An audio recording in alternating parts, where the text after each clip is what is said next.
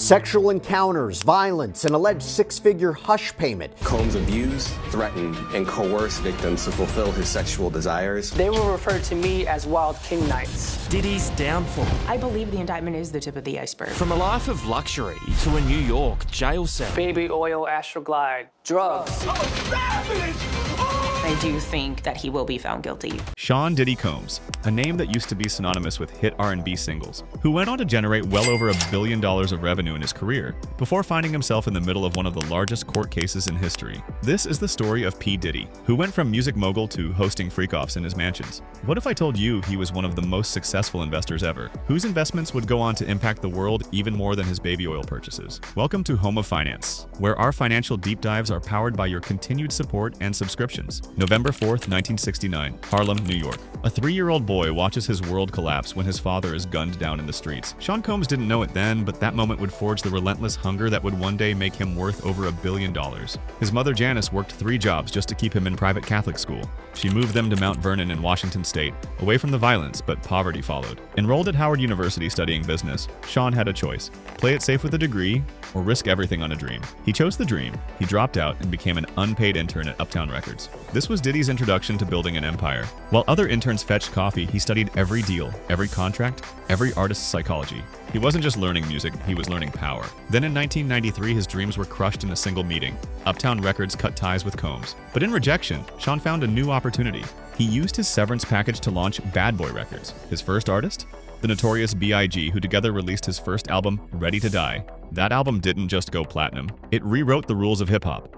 Inspired by the success, Combs went on to have one of the most successful careers for an R&B artist in history, winning 3 Grammys for hit songs like No Way Out and I'll Be Missing You, making the artist and his label well over $1 billion. By 1998, he began searching for ways to grow his newfound wealth and launched Sean John Clothing, a fashion line specializing in trendy clothes for men and women, which he sold his 90% stake for over $70 million in 2016. The company, then ran by Global Brands Group, went bankrupt a few years later, and Combs was able to reacquire it for only $7.5 million. Pretty impressive, right?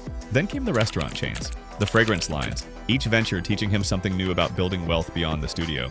But the move that changed everything? That story starts with a phone call that most people would have ignored, from a water company called Aqua Hydrate. But it wasn't just any water. Alkaline water with a pH of 9+. Most celebrities would have taken the easy endorsement check and walked away. He studied the science and even partnered with Mark Wahlberg. The team didn't just invest their money, they invested their reputations, their networks, their expertise in scaling brands. While competitors were buying stocks and bonds, Sean was buying equity in businesses he could actually influence. Aqua Hydrate went from startup to major retailer shelves, quickly generating a return over 30 times his initial investment. But that was just the beginning. In 2021, most investors were chasing crypto and NFTs. A company called Portal, now called Proto, they created life-sized holographic displays. Sean invested in the technology that could beam you into any room anywhere in the world as a life-sized hologram. The applications? Endless. Corporate meetings, entertainment, education. Even using it to project himself at his son's birthday party across the country. While holographic projectors may sound like an odd investment choice, that's not nearly the weirdest investment the artist has made. Just wait until you see his art collection. Not just any art. Pieces by Kerry James Marshall, Kehinde Wiley, artists whose work wasn't just beautiful but historically significant. As these artists gained recognition, his collection's value exploded. His most prized piece, Pastimes by Kerry Marshall, was purchased at auction for a staggering $21 million in 2018. That very same year, Combs decided to use his newfound investing confidence to make his riskiest investment yet, into a high school competitive gaming league called Play VS.